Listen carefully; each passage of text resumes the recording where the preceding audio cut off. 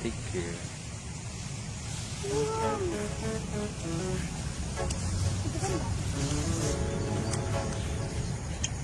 Halo Sobat Pertanian.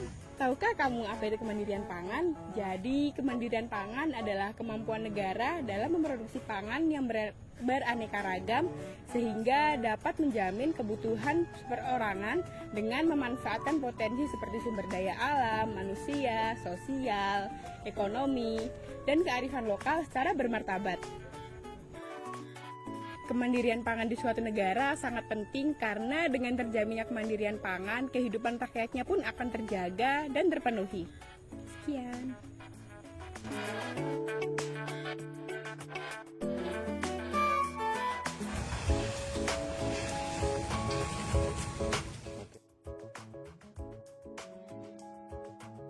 Negara Indonesia masih memiliki banyak permasalahan terkait kemandirian pangan.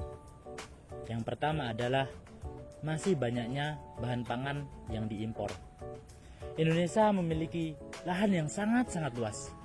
Bahkan negara Indonesia memiliki julukan sebagai negara agraris, yang mana mata pencahariannya adalah petani. Hal ini seharusnya dapat dimanfaatkan untuk memenuhi bahan pangan rakyatnya.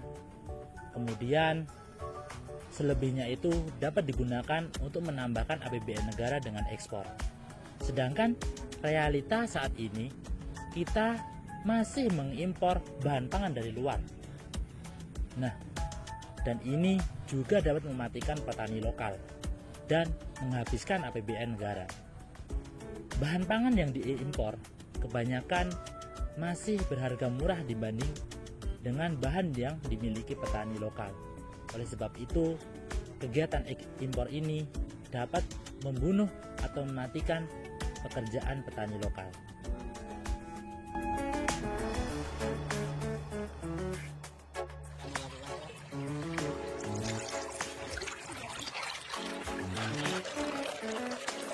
Karena sudah berketergantungan kepada produk impor, jika suatu saat terjadi permasalahan atau kendala dalam pendistribusian, maka akan terjadi krisis pangan.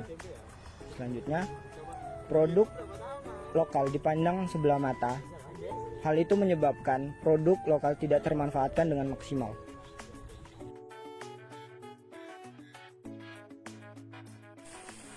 Halo, nama saya Firdaus Sakasari dengan NIM akhir 156. Saya akan menjelaskan tentang solusi. Solusi yang bisa diterapkan yaitu yang pertama harus ada campur tangan dari pemerintah.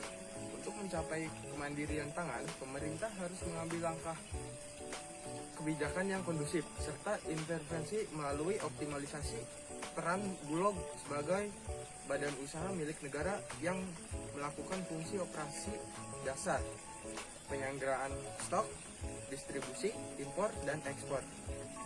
Yang kedua ada pengoptimalan sumber daya pangan lokal. Dengan kita memanfaatkan produk pangan lokal, maka kita juga dapat mengurangi APBN negara yang digunakan untuk impor produk pangan luar.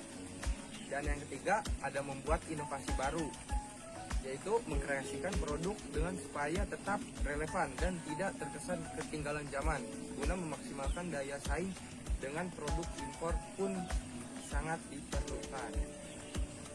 Sudah,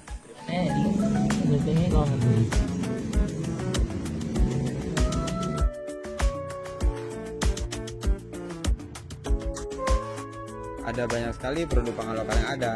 Contohnya seperti jagung, sagu, sukun, ubi kayu, kentang, talas, dan ubi jalar.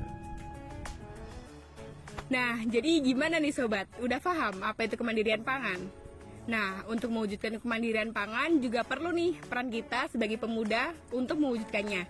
Jadi yuk mari kita wujudkan kemandirian pangan bersama. Yeay!